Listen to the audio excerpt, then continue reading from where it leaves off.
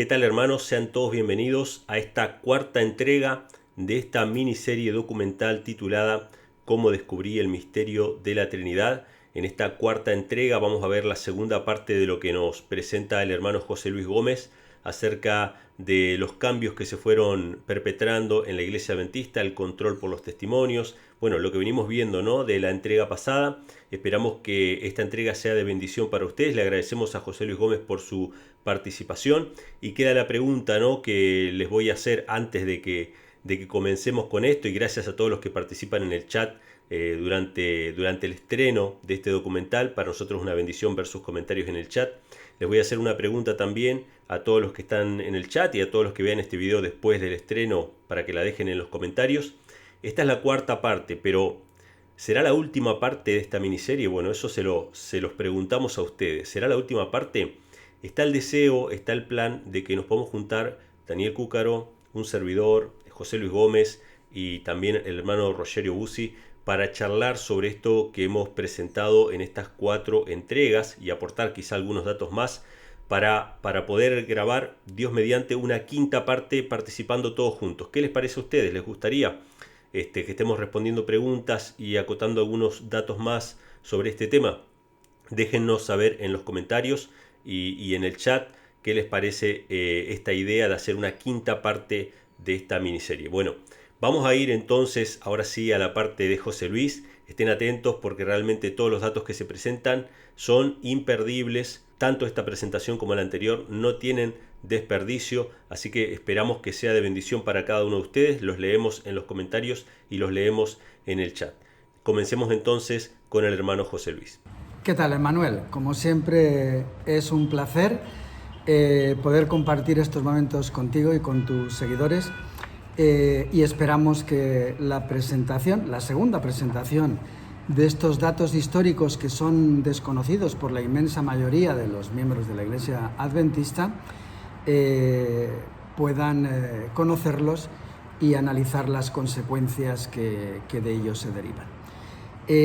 Hoy vamos a hacerlo de una manera especial, concentrándonos en el libro La contienda por el legado profético, tramas en el conflicto por el control de las publicaciones de Ellen G. White desde el año 1930 al 39, escrito por Gilbert Valentine. Bueno, antes que nada voy a ponerte un par de archivos donde puedes compartir con todos aquellos que estén interesados algunas de las citas, bueno, en realidad todas las citas que voy a mencionar, y algunas más para que aquellos, como digo, que tengan un interés especial puedan profundizar y estudiar el tema con un poco más de profundidad, ¿vale? Decir que el autor tenía un acuerdo con una universidad que lo iba a editar en Estados Unidos, pero que después de 3 años de incumplimiento, por las circunstancias que fueran, no voy a pensar mal, finalmente decidió hacerlo, creo recordar que era en Tailandia, en otra universidad donde él estaba haciendo precisamente la tesis y demás, ¿vale?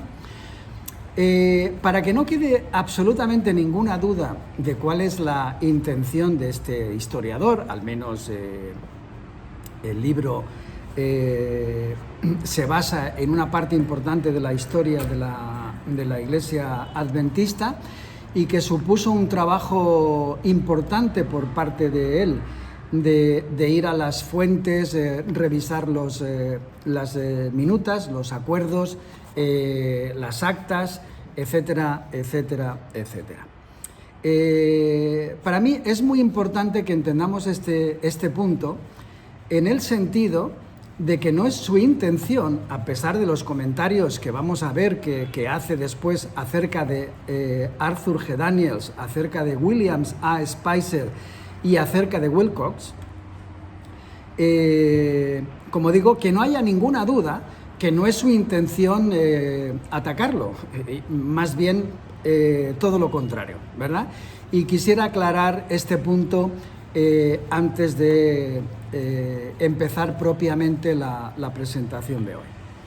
Dice, después de ser, en la página, estoy leyendo la página 21, después de ser retirado de la presidencia de la Conferencia General, Daniels había aceptado, esto de había aceptado a mí me hace gracia, el papel de secretario de la Conferencia General bajo William A. Spicer. Digo había aceptado porque él había estado de presidente 22 años y Spicer de su secretario 20 años.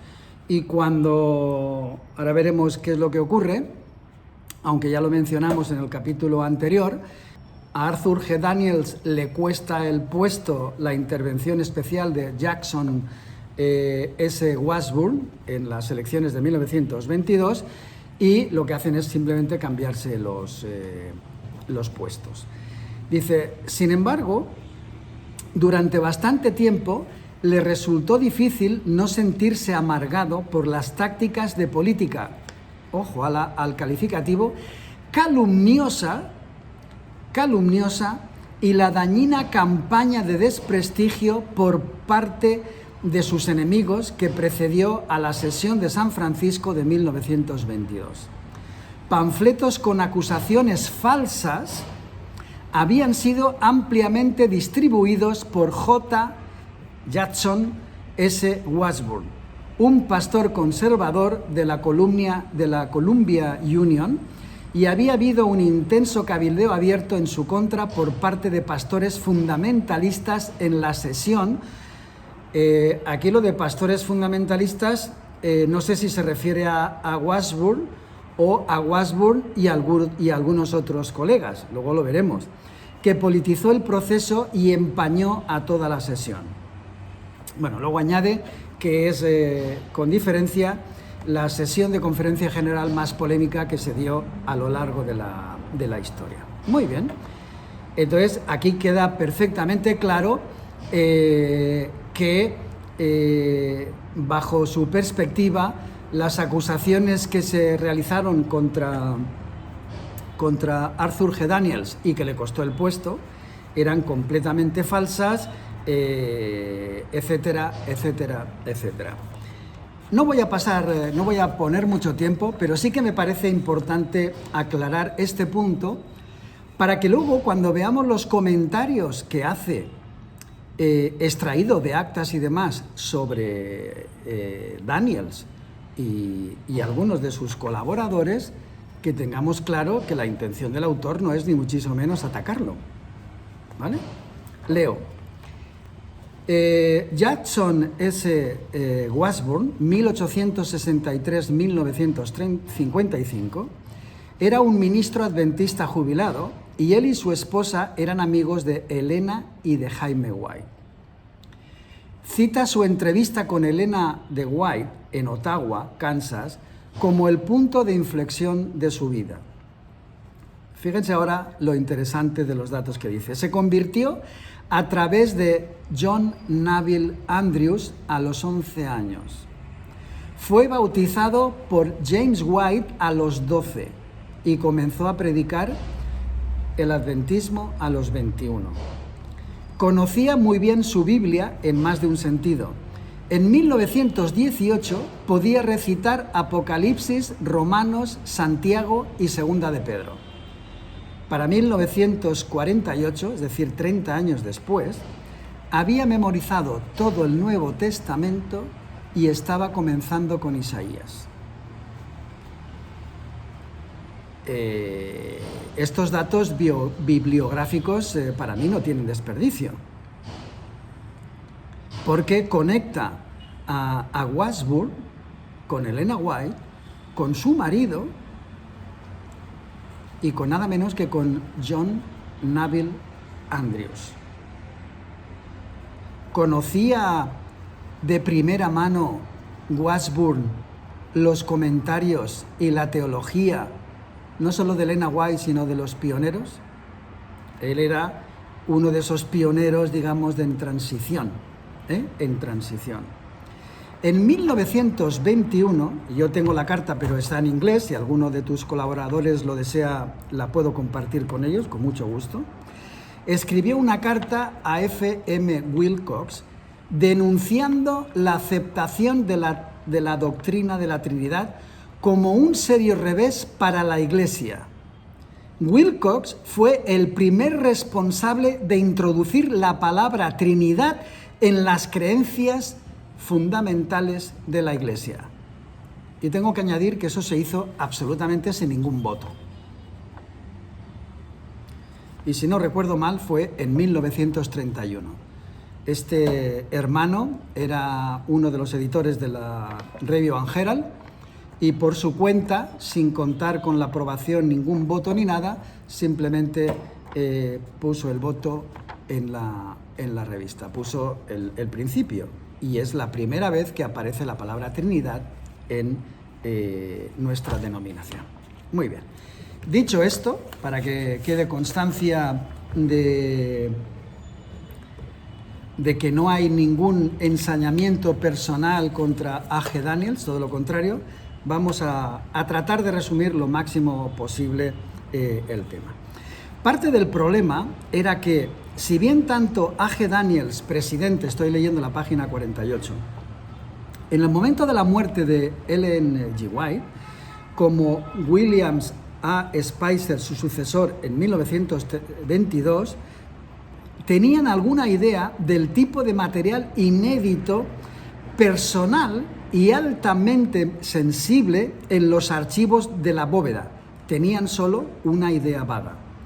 Daniel sabía que él mismo era el objeto de alguno de esos escritos. Por otra parte, ninguno de los dos sabía exactamente cuánto material de ese tipo había o quién más podría sentirse avergonzado en caso de que se publicase. Como vamos a ver, después de la muerte de Ellen G. White, se produce un intento por parte de los dirigentes de Conferencia General, y hoy vamos a ver algunos datos que realmente nos deberían avergonzar. Nos deberían avergonzar por partida doble.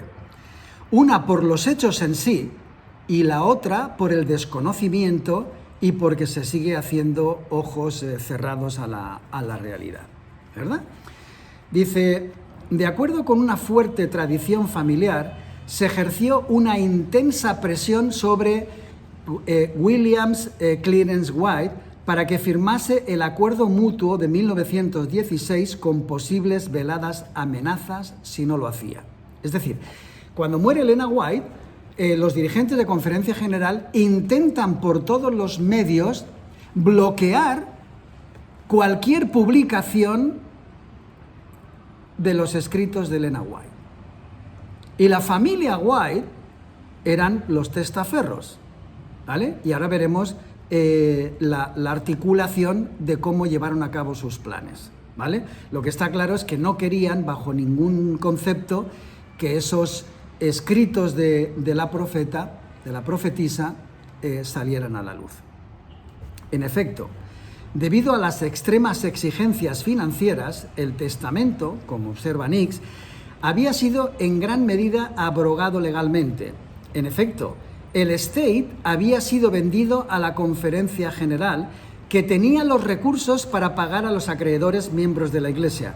Eso era algo que no podía esperar, en un tema muy delicado y vergonzoso. Voy a explicarle con palabras que se entiendan perfectamente qué era ese tema vergonzoso.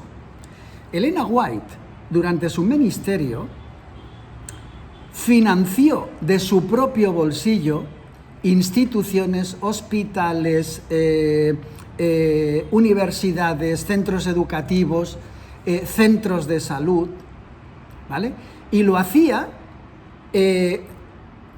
tomando préstamos de hermanos que creían y tenían totalmente confianza en ella y que ella devolvería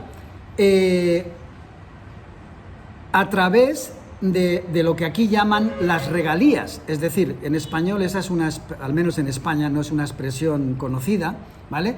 Los ingresos que iban a reportar la venta por los derechos de copyright, de derechos de autor, de los libros que ella estaba publicando, ¿vale? Bueno, entonces, cuando ella muere, hay unas deudas que hay que devolver a los hermanos, y aquí los administradores de Conferencia General ven una puerta abierta, y lo que digo lo vamos a ver después, ¿vale? En las palabras del mismo auditor de la propia Conferencia General, ¿vale? Donde destapa este entuerto, ¿vale? Por lo tanto, página 52, en los años inmediatamente posteriores a la muerte de Ellen White, el liderazgo de Washington adoptó una postura que podría denominarse negligencia benigna hacia Elmshaven y su labor. Elmshaven era donde estaba la residencia de Elena White en California, ¿vale? Como consecuencia, William Clarence White se sintió cada vez más frustrado. Se vio obligado a trabajar en circunstancias difíciles de restricción financiera y cada vez más fue dejado fuera de los concilios administrativos, aunque continuó oficialmente siendo miembro del comité de la Conferencia General. Era miembro, pero lo dejaban de lado, ¿vale? Como se desprende claramente de las actas de la Junta citadas anteriormente, los fideicomisarios Daniels, Wilkins y C.H. Jones de la Pacific Press opinaron que después de la muerte de Ellen White, la bóveda de manuscritos simplemente debería de cerrarse. Spicer, como presidente de la Conferencia General que siguió a Daniels, aparentemente pensaba lo mismo y adoptó la misma política. Página siguiente, 53. De hecho, parece que tomaron una postura proactiva para desalentar la liberación de escritos inéditos. En algún momento antes de la muerte de Arthur White, en una entrevista, Arthur White era el hijo de William Clarence White. En una entrevista con George Knight y Robert Olsen, White relató una ocasión en la que tanto A.G. Daniels como William A. Spicer entraron en la oficina de William Clarence White en Elmshaven y amenazaron que si había más publicaciones de material, actuarían para recortar su salario de la Conferencia General. El acuerdo que llegó Conferencia General era, vale, nosotros nos hacemos cargo de pagar a los acreedores, porque es vergonzoso que exista esta deuda, ¿verdad? Y que los hermanos hayan sido dañados financieramente, y a cambio nosotros nos haremos recibiremos los derechos de autor que estaban legalmente transferidos a la familia, a Williams Clarence White y sus hermanos y demás, y haremos ese pago. Luego ahondaremos más a fondo en el informe del auditor de Conferencia General. Fíjense lo que dice. Daniels argumentó que la Conferencia General debería tener posesión y control de toda la biblioteca.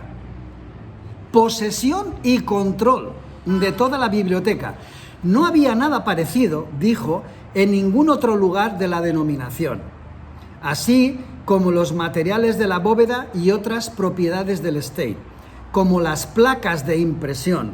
Señaló que, hasta el momento, el hijo de William Clarence White, Arthur, que se había unido al personal de Elmshaven en 1929, todavía era demasiado joven para asumir los deberes de su padre.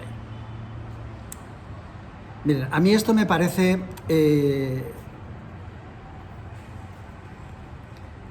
es decir, una tomadura de pelo, me parece una desvergüenza total y absoluta. ¿Vale? O sea que resulta que es un material exclusivo que lo tienen que cuidar para que no se pierda, pero que no quieren que se publique. ¿De verdad? ¿De verdad? A mí me parece una broma de bastante mal gusto. página 109. 3 días antes del final de año, Daniels escribió a Arthur White, instándolo a asistir a la reunión y explicándole su importancia. Alertó a Arthur de sus aprensiones de que su padre podría no gustarle la propuesta que se iba a hacer. O sea, él sospechaba que Williams, el hijo de Ellen G. White, no aceptaría la propuesta. Y ahora veremos por qué. ¿Vale?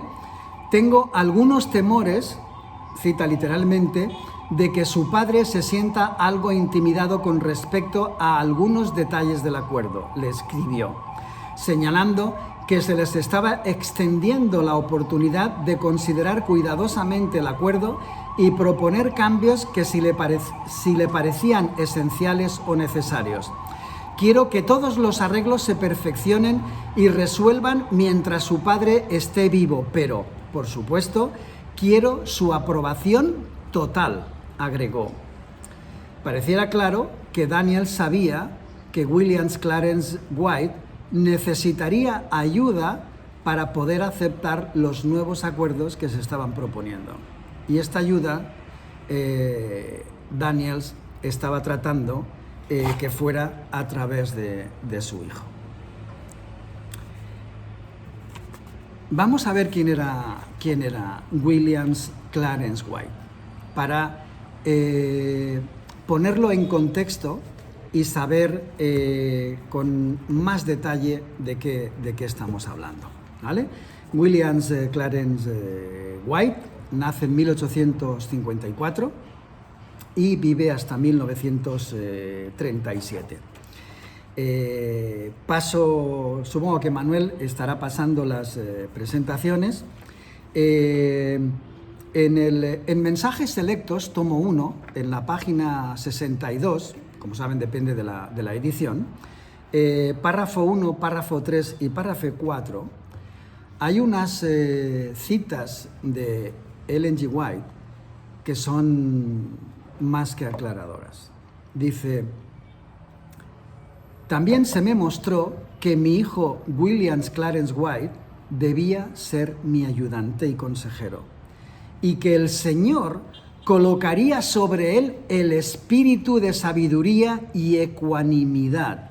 Se me mostró que el Señor lo guiaría y que no sería descarriado, porque reconocería la dirección y orientación del Espíritu Santo. Párrafo 3. Pondré mi espíritu sobre tu hijo y será fortalecido para hacer su obra. Tiene la gracia de la humildad. El Señor lo ha elegido para efectuar una importante parte en su obra. Para ese propósito nació.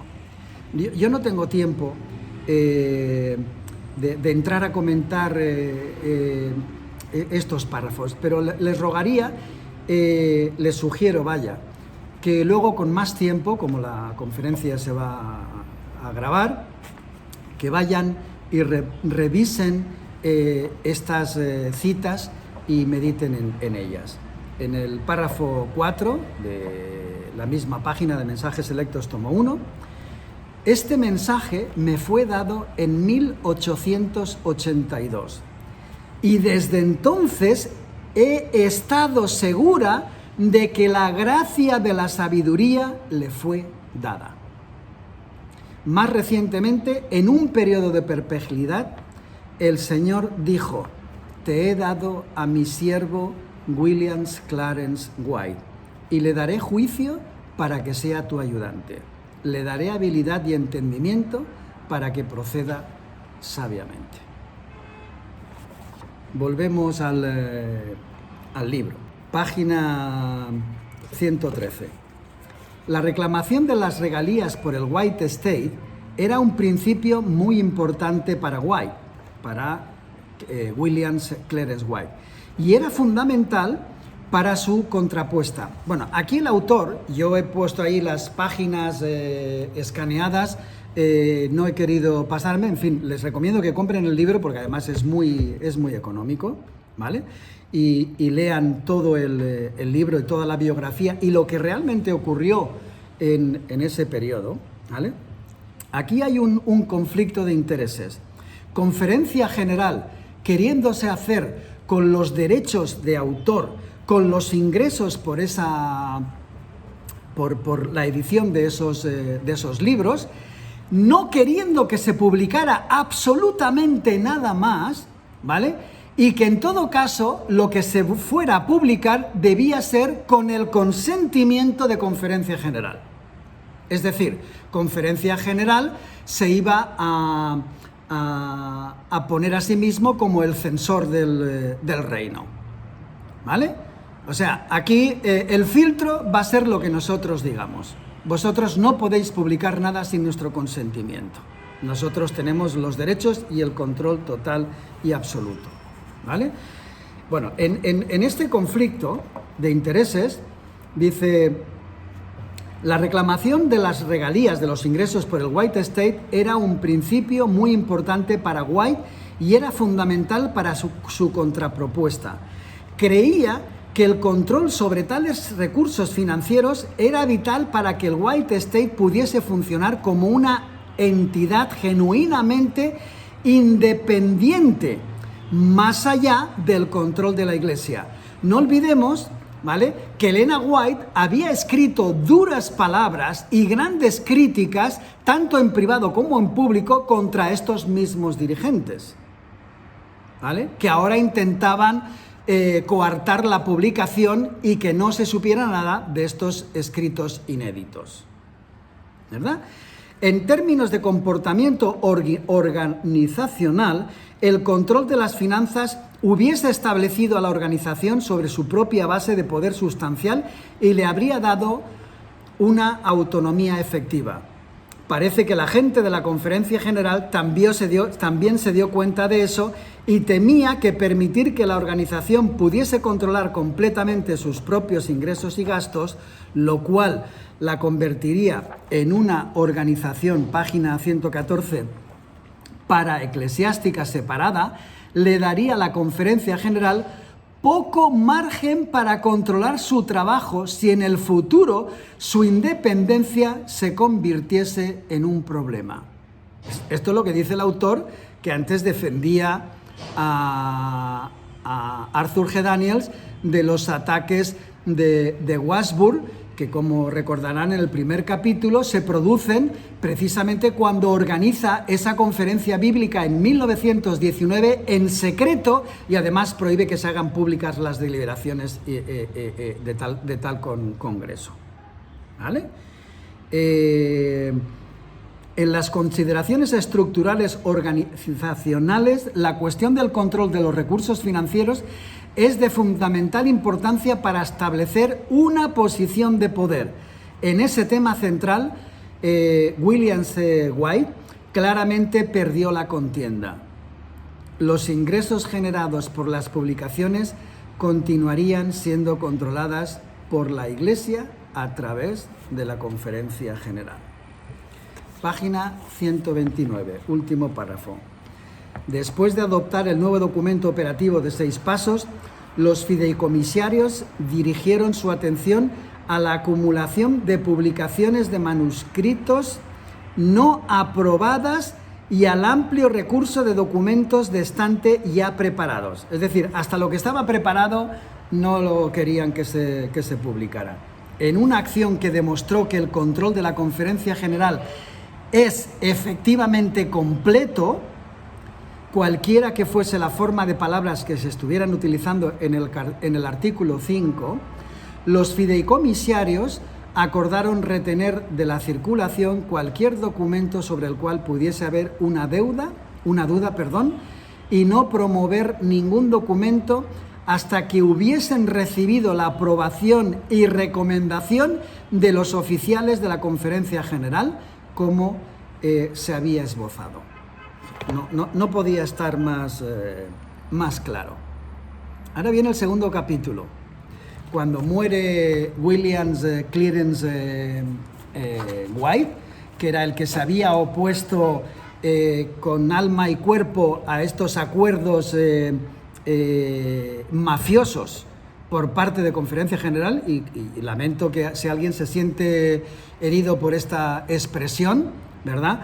Ahora vamos a ver qué es lo que dice el auditor de Conferencia General. Dice, una vez que las exequias hubieron terminado, el fallecimiento de William C. White permitió a los líderes de la Iglesia implementar rápidamente la consumación largamente esperada del matrimonio del White Estate con la Conferencia General. Se acordó que no sería prudente continuar trabajando indefinidamente en Eemshaven, en la costa oeste, ahora sin la supervisión personal de William Clarence White. El White Estate debería mudarse al otro lado del país y establecerse en el sótano del edificio de la Conferencia General en Washington. Los planes se formularon rápidamente y se pidió a Arthur White que visitase Washington para realizar más consultas sobre el cambio de circunstancias. Sigue diciendo, la novia simplemente, refiriéndose a al White Estate, tomaría el nombre de su esposo, Conferencia General. De manera general, se habían establecido planes para que el Estate continuase como una organización distinta, informó más tarde, pero el asunto del detalle de la política financiera se había dejado para una consideración futura. Los nuevos procesos de presupuestación y financiación de la familia no estaban claros y ahí estaban las dificultades. Vamos con el informe del auditor, página 158. Sin embargo, como se ha señalado, no se habían resuelto todos los problemas de la relación. El sombrío aspecto de la desordenada financiación seguía levantando su cabeza fantasmal. El informe del auditor de la Conferencia General del 1 de enero de 1939 probablemente confirmó los peores temores y aprensiones de Arthur White acerca de forjarse un vínculo demasiado estrecho con la Conferencia General. El auditor, Claude Conard, había detectado importantes irregularidades en los arreglos financieros. Página 159, Manuel les va a pasar en pantalla y aparte en un archivo adjunto estos documentos para que puedan leerlos con mayor detenimiento. Yo por cuestiones y premura de tiempo voy a tratar de avanzar lo más posible y citar únicamente lo más destacado. Insisto, vayan a través de todo el documento, ¿vale? Página 159. El auditor no podía entender, sin embargo, por qué el endeudamiento no había sido concluido y pagado en 1934. Es decir, esas regalías, esos ingresos por los derechos de autor, ¿vale?, debían ser dirigidos a pagar la deuda que Conferencia General compró, ¿vale?, para liquidar a los hermanos, ¿verdad?, porque esto estaba mal visto. Me pregunto cuál era la intención de Elena White cuando estaba tomando esos préstamos para tal. ¿Era para apoyar, para que se expandiera la iglesia o era para hacer un negocio personal? ¿Vale? El auditor no podía entender por qué el estate estaba en deuda con la Conferencia General por cualquier cantidad, independientemente de cuál fuera la cantidad. El auditor, sigo tres líneas más abajo, el auditor descubrió que a efectos contables la corporación de la Conferencia General, de hecho, nunca había aceptado formalmente la factura de venta de 1934. Y todavía hay otra irregularidad más.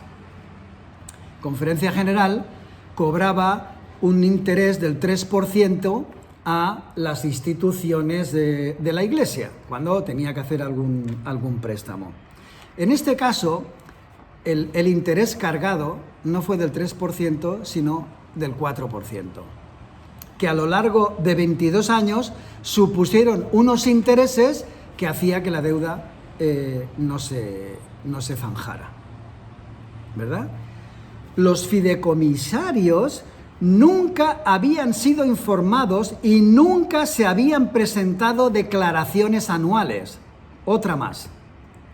Ni siquiera se les presentaron los informes financieros anuales, que es precepto en todas nuestras instituciones. Y lo digo porque yo soy director de una de ellas durante unos cuantos años, de 2, vaya, y todos los años teníamos 2 auditores, uno del campo y otro de división, para que la auditoría fuera completamente independiente, ¿verdad? Fue, añade, un gran desastre contable, y Arthur White estaba, como es de comprender, extremadamente molesto. El 4%, era una tasa demasiado alta para los arreglos intraiglesia en cualquier caso, argumentó. El 3% hubiese sido mucho más justo. Con una tasa de interés del 3%, la deuda se hubiese terminado hace mucho tiempo. Los sentimientos del informe de Arthur White parecen indicar que en el centro de su ser consideraba que el estate había sido traicionado y explotado, y que el acuerdo actual matrimonial había sido pisoteado. La dote había sido consumida. Página 171. La cuestión de si los fideicomisarios o el estate tenían la responsabilidad de ejercer una voz profética de facto en la Iglesia, se determinó que no era apropiada. En otras palabras, la profetisa iba a ser callada. La Iglesia no conocería, al menos esa era la intención de Conferencia General, esos escritos que estamos mencionando. La pregunta es obvia y es directa. ¿Por qué tanto interés en que los escritos de Elena White no se dieran a conocer? Como hemos leído hace un momento, era porque habían ataques directos y personales contra algunos de los dirigentes de Conferencia General, como el propio Arthur G. Daniels, ¿o había algo más? Yo creo, después de estudiar estos temas, de profundizar, investigar, yo creo que esto es una labor de prestidigitación. Aquí el objetivo no era que no se conocieran los ataques a Daniels y demás, sino era uno muy distinto, ¿vale? El objetivo, como vamos a ver, al menos es mi opinión, era cambiar nuestras doctrinas. ¿Sabía la profetisa del Señor cuáles iban a ser los acontecimientos que ocurrieran poco después de fallecer? Tal y como leímos en la anterior presentación, en el mes de febrero, marzo de 1915, muy pocos meses antes de morir. Veamos qué dice la sierva del Señor en Mensajes Selectos, tomo 1, página 238, párrafo 3. El enemigo de las almas ha procurado introducir la suposición de que había de realizarse una gran reforma entre los adventistas del séptimo día, y que esa reforma consistiría en renunciar a las doctrinas que están en pie como las columnas de nuestra fe y que había de comenzar un proceso de reorganización. Si se efectuara esta reforma, ¿qué resultaría? Los principios de verdad que Dios en su sabiduría ha dado a la Iglesia remanente serían descartados. Sería cambiada nuestra religión. Los principios fundamentales que han sostenido la obra durante los últimos 50 años serían considerados como error. Se establecería una nueva organización, se escribirían libros de una nueva orientación, se introduciría un sistema de filosofía intelectual. Miren, hermanos, se puede decir más fuerte, pero no se puede decir más claro.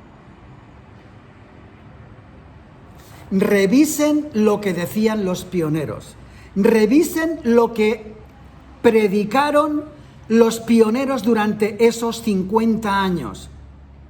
Cuando Elena White repite una y otra vez, cuando hayan crisis y demás, que se levanten los pioneros. Ni una jota ni una tilde tiene que ser modificada de nuestras creencias, de aquellos que fueran establecidos en los primeros 50 años de la Iglesia, con la orientación, con la revelación, con la inspiración por parte del Señor. Miren, es que es tan claro, porque además la manipulación es brutal. Cuando dicen algunos, la mayoría de los pioneros eran, o algunos de los pioneros no, eran todos los pioneros, como dijo Daniel en las presentaciones anteriores, que me presenten una declaración de uno de los pioneros declarándose trinitario. Todo lo contrario, eran totalmente antitrinitarios y provenían de iglesias que eran trinitarias, la inmensa mayoría de ellos. ¿A qué estamos jugando?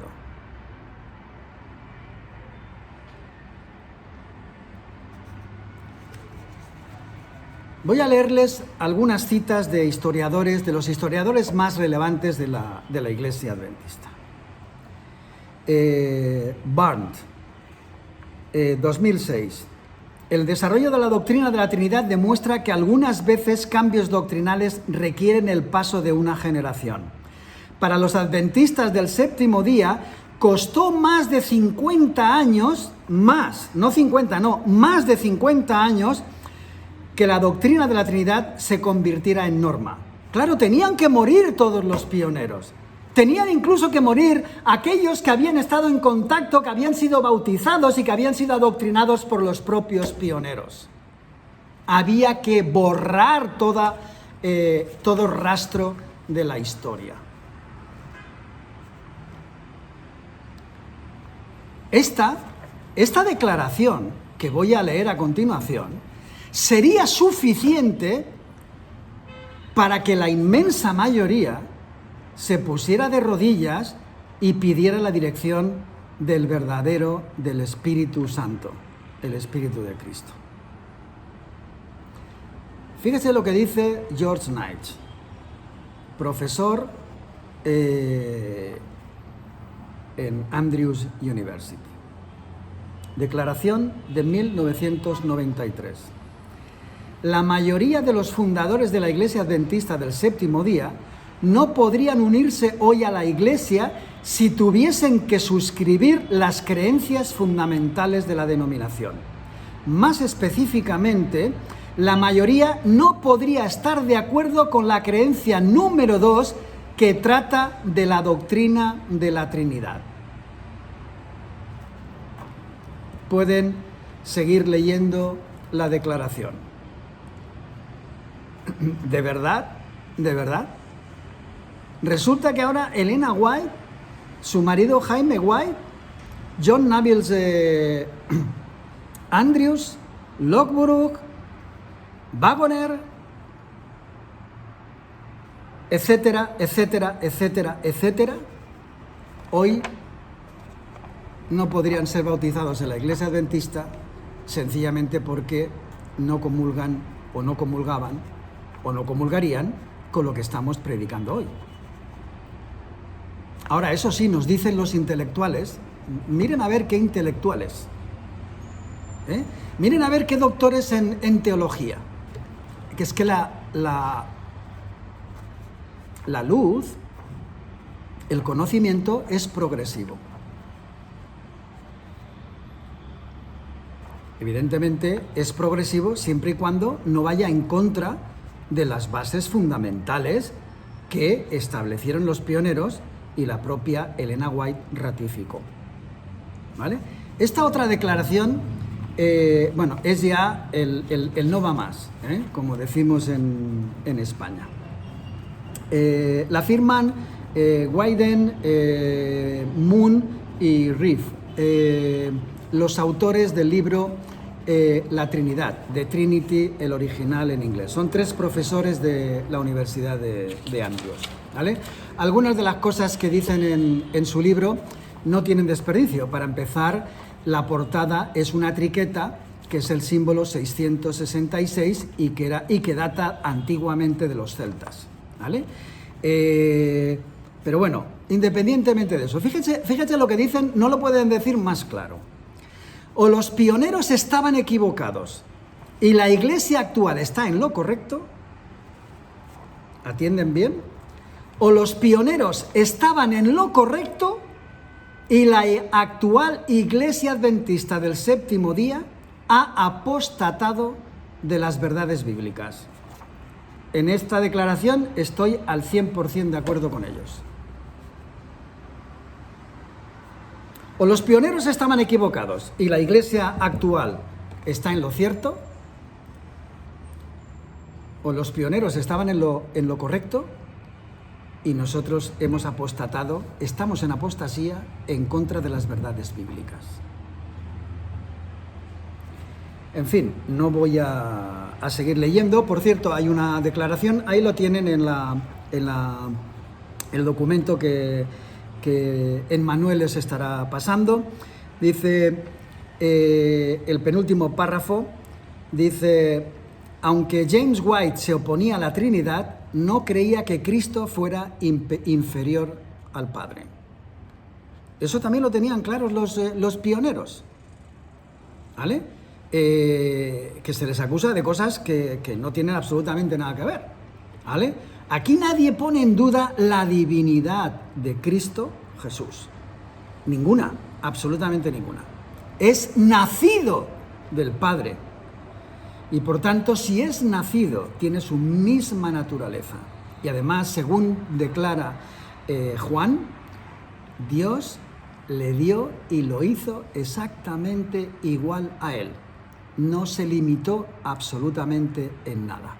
Es únicamente la humildad y el reconocimiento del Hijo, que siempre se dirige a su Padre como su Dios y su Padre, como nuestro Dios y como nuestro Padre. ¿Vale?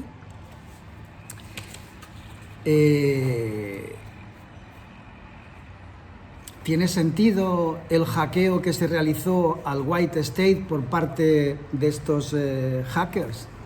¿Tiene sentido ahora? ¿De verdad estaban cometiendo, desde el punto de vista legal, efectivamente sí, lo estaban haciendo, pero desde un punto de vista moral, ético, tratando de que ese material llegara al resto de la Iglesia? Yo creo que hay que darles las gracias, porque gracias a ellos tenemos conocimiento de un material que de otra manera difícilmente hubiera sido publicado.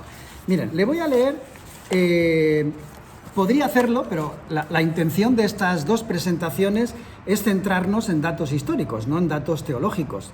Eso ya lo hemos hecho anteriormente, lo hace Emmanuel continuamente, Roberto, en fin, hay muchos, por no olvidarme de ninguno, y ya no le digo en inglés hay lo que no se puedan imaginar, ¿vale? Le voy a leer en la acotación 49 que he puesto en los documentos 4 declaraciones. Aquellos que se consideran trinitarios seguro que sacan un montón de textos donde dice la tercera persona de la divinidad, etcétera, etcétera, etcétera. Pero la pregunta es muy sencilla, ¿vale? ¿Cómo encajan eso de la tercera personalidad, ¿vale? Con las citas que le voy a leer? Y la pregunta más importante, ¿ustedes creen que si estas citas hubieran sido de conocimiento público, nos hubieran metido el gol que nos han metido con la Trinidad? Miren la primera. Está en mensajes de liberados, desclasificados, tomo 14, página 84, párrafo 3. El Espíritu Santo es el Espíritu de Cristo. Punto. No es un tercer ser, no es una persona diferente al Padre y al Hijo. Es el Espíritu de Cristo, que es enviado a todos los hombres para darnos la suficiencia, que a través de su gracia podemos ser completos en Él. Mismo volumen, 14, página 23, párrafo 3. Esta es muy interesante porque habla precisamente de esas dos naturalezas, la divina, Cristo, y la humana, Jesús. ¿Vale? Estorbado por la humanidad, Cristo no podía estar en cada lugar personalmente.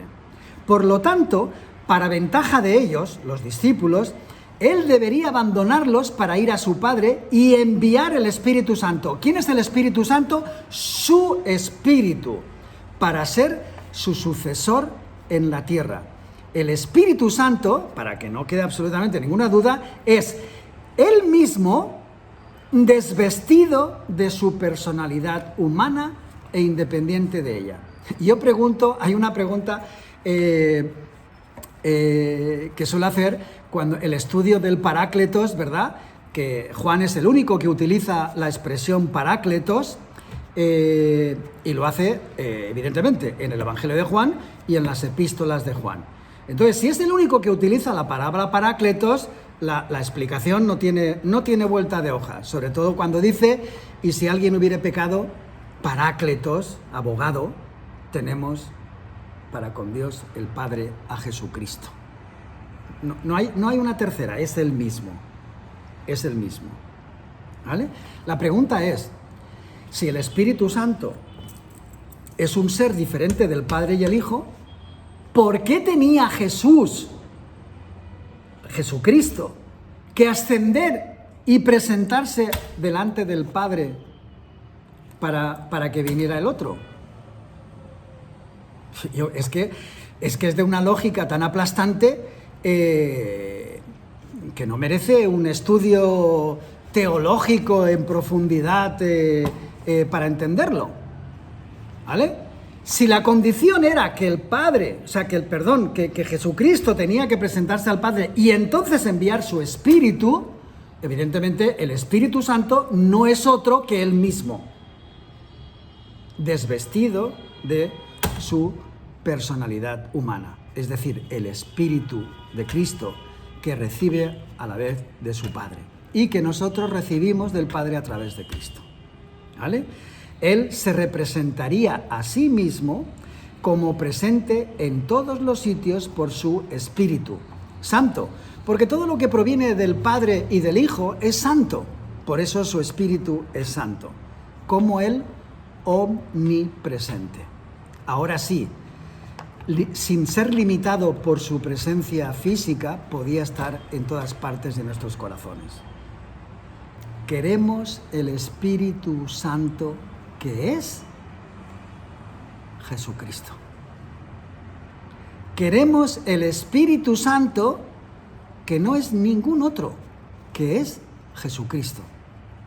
La cita del Youth Instructor es: el Padre y el Hijo deben ser exaltados.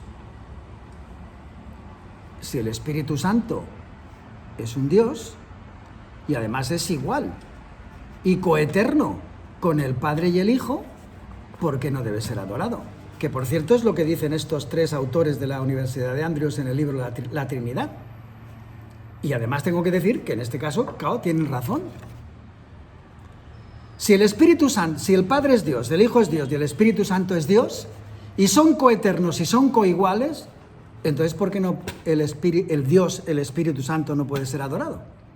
Pues parece ser que Elena White lo tenía muy claro, ¿vale? El Padre y el Hijo solo deben ser exaltados, adorados, como creadores. ¿Saben? Un detalle interesante, bueno, en fin, podríamos estar hablando horas y horas y horas sobre todos estos temas, ¿vale?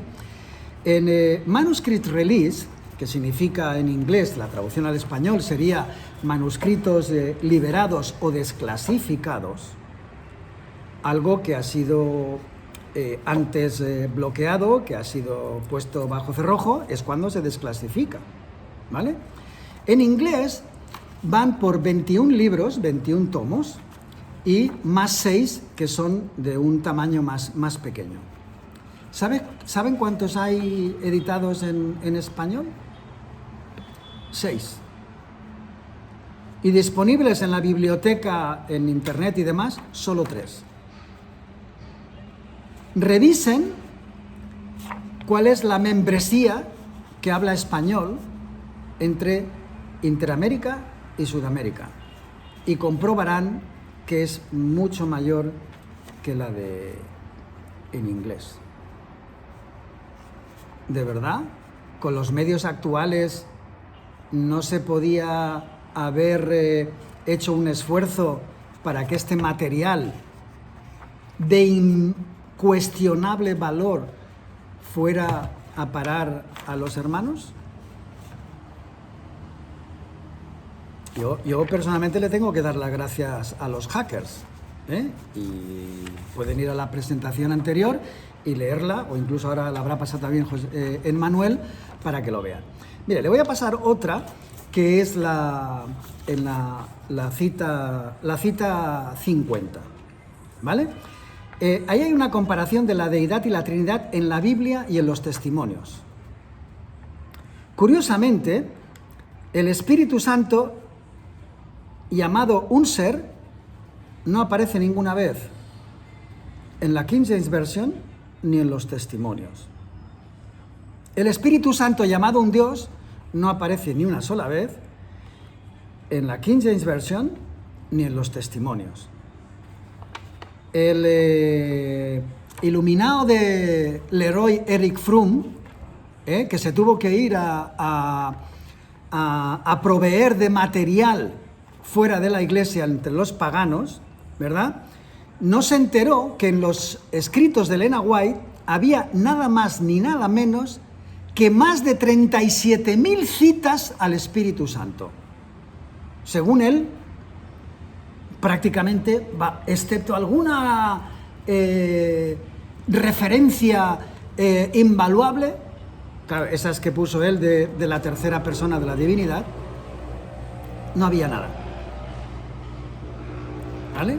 En fin, miren las estadísticas y compruébenlos, porque esto lo que he hecho yo ha sido simplemente meterme en la página oficial de la Iglesia, Ellen G. White Writings, y buscarlo.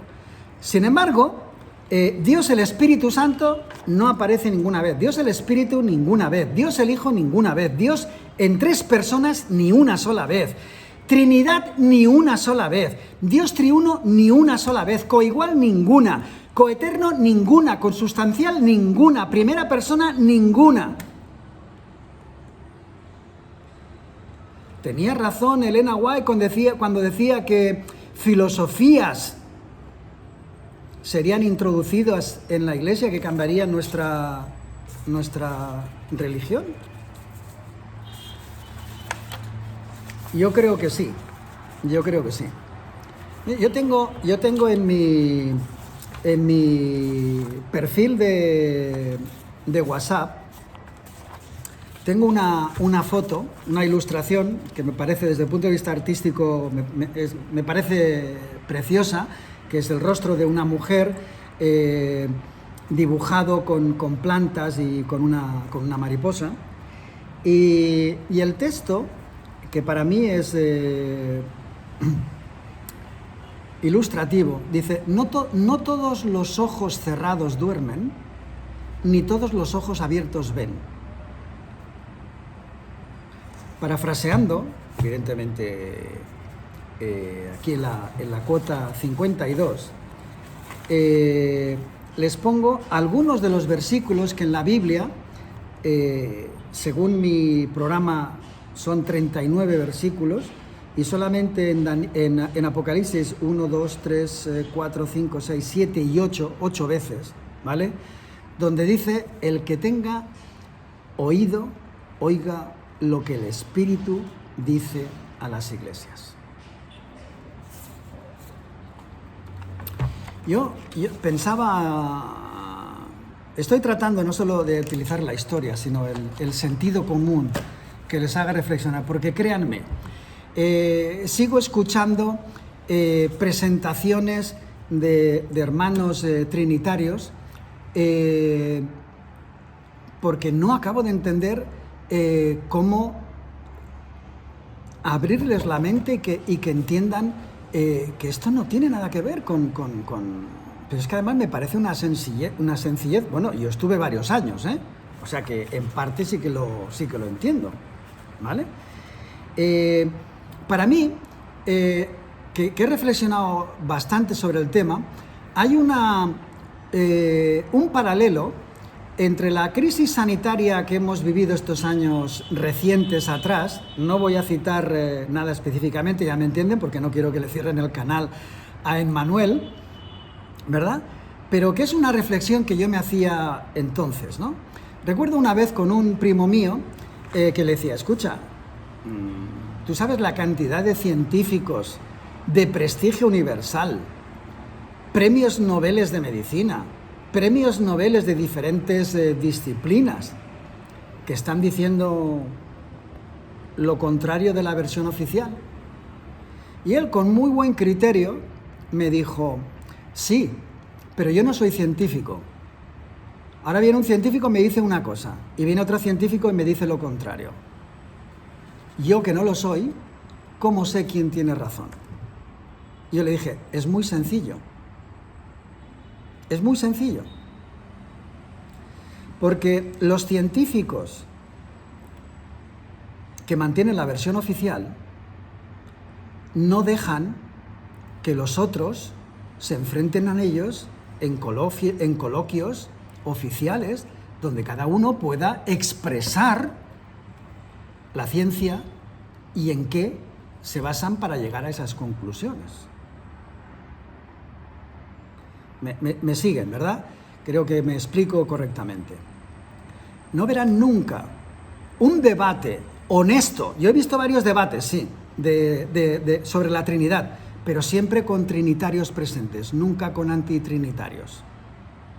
No se preocupen, que nunca verán un debate donde inviten a cualquier persona, como el propio Emmanuel, Alejandro Pena, Roberto Kolbermatter, Daniel Cúcaro. No lo verán, nunca lo verán. ¿Por qué? Porque se les desmontaría el tinglao. No lo verán. Y esto es algo que les debería hacer reflexionar. Voy a concluir con una cita que, por favor, es una llamada al corazón. No es una cita de condena. Es una cita de Elena White, que por cierto la hace también, de nuevo, en Patriarcas y Profetas. A mí me ha llamado mucho la atención que Elena White dice que para los últimos tiempos los libros que deberíamos consultar son Patriarcas y Profetas. ¿Por qué no Patriarcas y Reyes? Profetas y Reyes. No, Patriarcas y Profetas. Daniel y Apocalipsis, el conflicto de los siglos y luego, por supuesto, el deseo de todas las gentes. Patriarcas y Profetas, página 35, párrafo 1. En el juicio final, Los hombres no serán condenados porque creyeron concienzudamente una mentira, sino porque no creyeron la verdad, porque descuidaron la oportunidad de aprender la verdad. Hay solo una verdad. Juan 13:6, Juan 17:3 y podríamos citar muchísimos otros versículos. De tal manera amó Dios al mundo que ha enviado a su Hijo unigénito para que todo aquel que en Él crea no se pierda, mas tenga la vida eterna. Y esta es la vida eterna, Juan 17:3, que te conozcan a ti, el único Dios verdadero, y a Jesucristo a quien tú has enviado. Hoy la Iglesia Adventista cree en algo completamente diferente. Si Dios el Padre, Dios el Hijo y Dios el Espíritu Santo son coeternos, eso significa que no puede haber un Padre y no puede haber un Hijo. Por eso dicen que simplemente son roles, que son metáforas. No se dejen engañar. Vayan y revisen la historia. Nuestros pioneros hoy no podrían ser adventistas. Y eso debería ser suficiente toque de atención para que vayamos, como decía Jeremías, y busquemos en las sendas antiguas. Es mi deseo de todo corazón que estas dos presentaciones les ayuden a tener una perspectiva correcta de las Escrituras y del mensaje.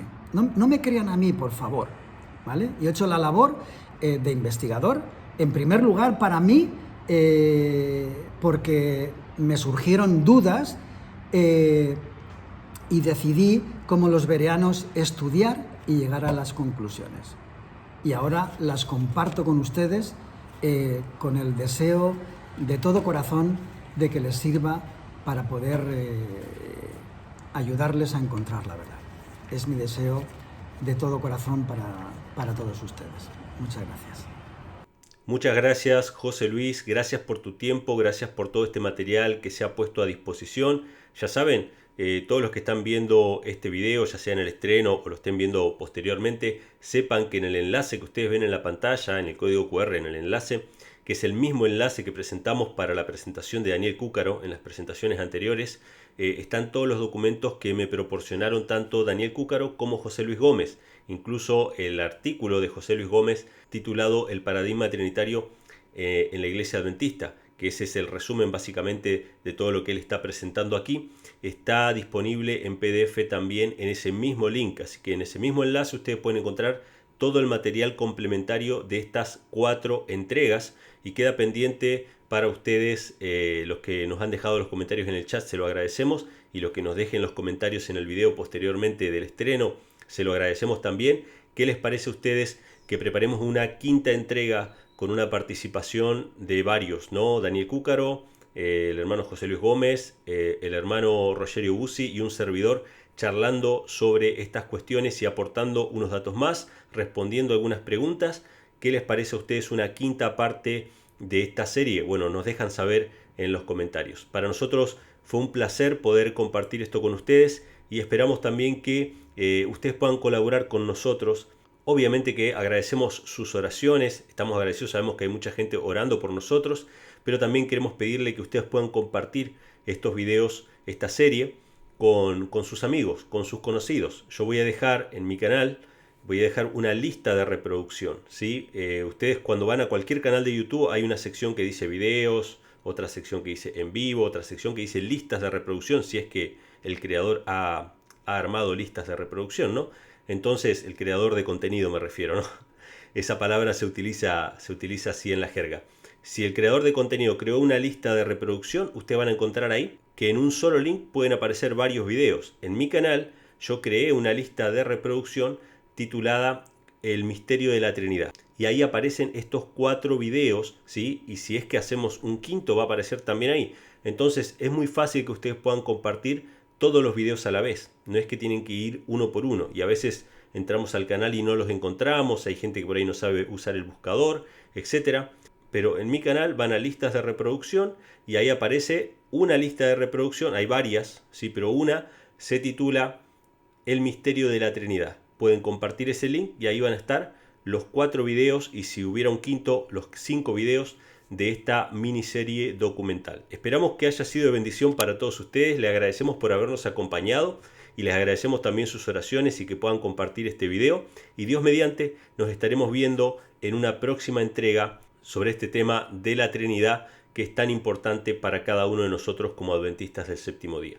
Que Dios les bendiga y nos vemos en la próxima.